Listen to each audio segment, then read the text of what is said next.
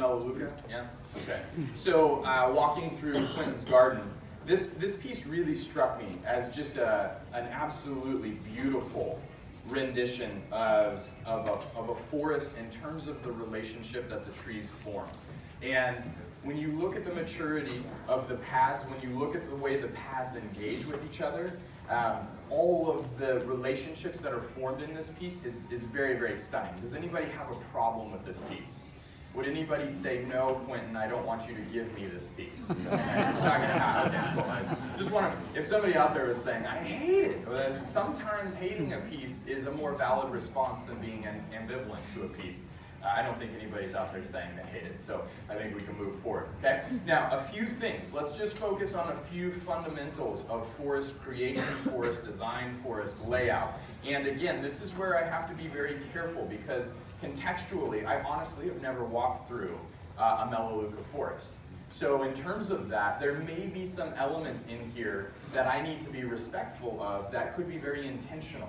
Okay, and this is again where we have to deviate from convention if that is the focus and the intentional action that we're making. Okay, so typically in terms of forest design, we have that dominant tree. Now when we have the dominant tree, most of the time in a fundamental forest, and obviously forests, we can do anything to reflect a forest. We think about what is the landscape, what is the species, and what is the age of this forest that we're reflecting in the character. This is still a very youthful forest from the presentation of the branching, the characteristics of the material, and typically in a youthful forest we will have a dominant tree that is the tallest piece in the forest. And standard forest design says that dominant piece that is the tallest is typically the thickest, right? And when we start to talk about that, that typically is also the central point of our forest creation. So when we look at this dominant piece, we do see it as the tallest and we do see it as the thickest, kind of, right? Kind of, and this is where we have to be very careful because as the forest is currently laid out, this will continue to be the thickest piece in the forest. But the danger in forest maintenance and evolution over the course of time, we just took this tree and we just said to age this piece, negative space, remnants of what was, and a further degree of asymmetry. Oftentimes in the maintenance and evolution of a forest, the temptation is to remove the branches off of the major trunk in the forest design to open up the space, to create that deadwood, to further enhance that degree of asymmetry, but also to facilitate the youthful growth of the younger trees that exist around and underneath it. And in doing so, if we say that that dominant tree carries with it the height as well as the girth, that sort of leads the charge on the aesthetic creation. When you remove those branches and you have these smaller trunks starting to enhance and expand their foliar mass, oftentimes that concept that guided the aesthetic evolution of this tree would impair the continued hierarchy of this forest design. And this is where we have to be careful. So if we do at some point choose, as this tree ages, as the characteristics of the trees in the composition enhance their representation of age, and we choose to further push that aesthetic boundary, we have to balance the removal on this primary piece that dictates the theme of the forest with further reduction of the smaller pieces to maintain the hierarchy and the value of the composition, okay? This is a far out thinking of it, but this is a major point to understand about forest maintenance and evolution, okay? Now, typically when we start to talk about forest design from the perspective of maximizing the aesthetics, whether it's a young, whether it's a medium, whether it's an older forest, we talk about the spacing between the trunks also needing differentiation. Beyond the height, beyond the girth, the spacing between the trunks needing differentiation. The relationships of these trees are beautiful from the girth, from the height, the relationship and the correlation to the movement and the style and structure of each tree. But the weak point that I do see in the forest, when you look at this from the front, is that our spacing between the major elements here is relatively uniform. Okay, this was one thing that did stick out to me and stand out to me a little bit. Now, how do we start to add, and this is where I could also be careful, because maybe in the Melaleuca forest, they create this open space between the trunks in the center of the forest. There are species that do grow like that, where they don't compress together and they have that natural space. And maybe Quentin said this is how they grow. Even though it deviates from the standard forest creation model, this is appropriate to Melaleuca. And if that is the case, then we're just talking about forest creation as a cerebral understanding of the aesthetic. But if that was not the intention and that was not the case, how would we then start to create some of that differentiation of space, whether we pull this piece closer into the main trunk, whether we move this piece further away from this central corridor of planting? These are the decisions that we could tighten up the proximity of one of the trunks, one of the secondary trunks, to that primary trunk, and create that close spacing and proximity to be able to give that differentiation. And this is often how it is handled. You have your primary trunk, you have another larger but not maybe largest secondary trunk very close to that primary trunk to create that narrow space. And this ultimately opens up the door for your freedom of planting the other pieces because you already have that close proximity to now have a greater amount of space to play with in the relationship of the other trunks, okay? Now when we start to get this concept of depth, the other thing that we notice is we've got three very similar sized trees and they're occurring almost two-dimensionally here, okay? Almost two-dimensionally.